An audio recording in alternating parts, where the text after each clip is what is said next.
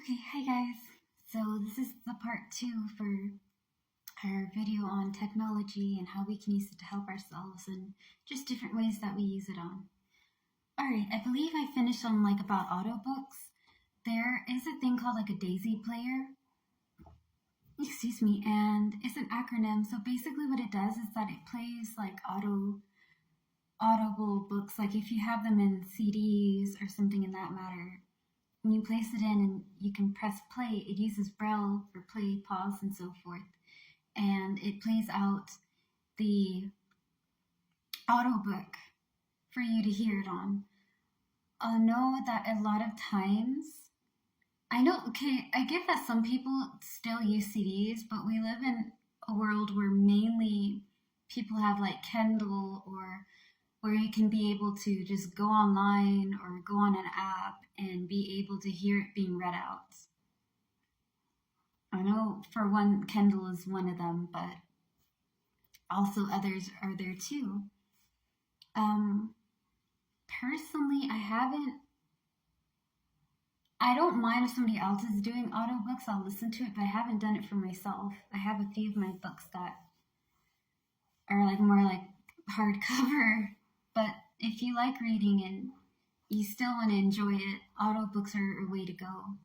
And be able to still have the enjoyment of reading, but also getting to listen and hear the things that you like. Another thing I'll go on to is that I found out this today. They're gadgets that are low price. And there's one in particular that if you're like me, you like tea and coffee, you can put it on your cup, and when it gets really close to the rim of it, it starts to buzz and let you know that it's full. I'm going to put down the names of these ones in the comments, so that way you guys can know about it. There's also one that kind of helps you be able to sign your name.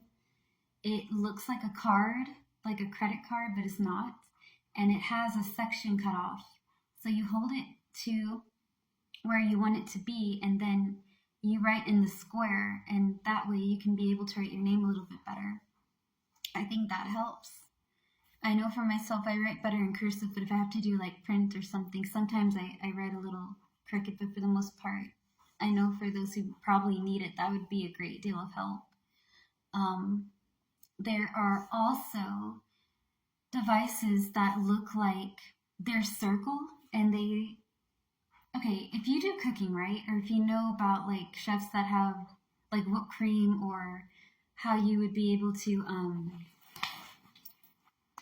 squeeze in a nozzle to put in new types of designs when you're doing icing and things of that nature. It looks kind of like that, but it's flat like a hose ring, and it puts your socks together, so when you wash them, they come out together instead of having to find missing pieces. It's easier for you to do laundry and things of that nature.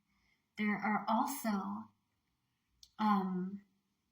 they're little stubs, and they're stickers that you can put on places. And so if you are having a stove, or I know that people use it on their stoves, if you had a stove or a washing machine or something like that, you can take them off and be able to set it to where you know where to start, where it turns off, and just kind of mark it in a way that's easy for you to be able to use the machines, like a dishwasher or a stove or maybe something of that nature. And I also believe they have if you have money and you want to know how much you have and you can't really see it, they also have where they can read the bills for you. I know where I'm at, they have that. And I don't know how much it really costs, but you're welcome to look up to it. Or they have something you can put onto your glasses, and it kind of just detects where everything is, or at least be able to, if you put it out in front of your face, to see how you're doing, or how much this money is, or what the paper is saying, or something in that matter.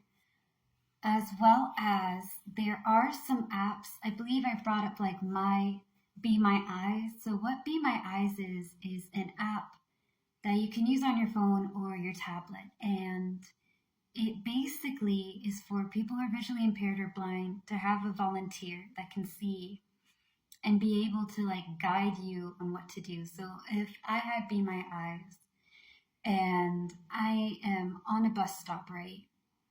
And I'm wanting to see which street and road I'm at, I can go to Be My Eyes, and it's video calling your volunteer, the people that work on the app, and they'll tell you what street it is or what's going on. They also have very informative and detailed videos. They can help you from colors to directions to recipes to things of that nature. Most things they can help you out with because you're on the phone video chatting with somebody that can just kind of guide and tell you what's going on, what's happening, where it is, or what to do. And some people find that really helpful.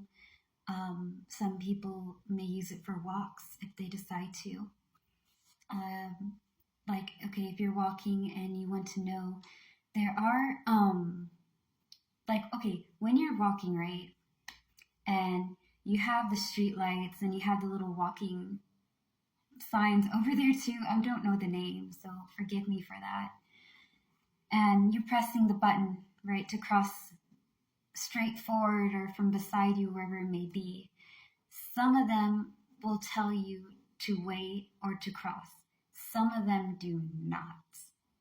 And for the ones that do not, you can use your phone and certain apps for them to tell you that it's waiting or it's ready, or it's good to walk, there's nothing coming through. And also, it's important for you to be able to use canes, but we're not going to get into that right now.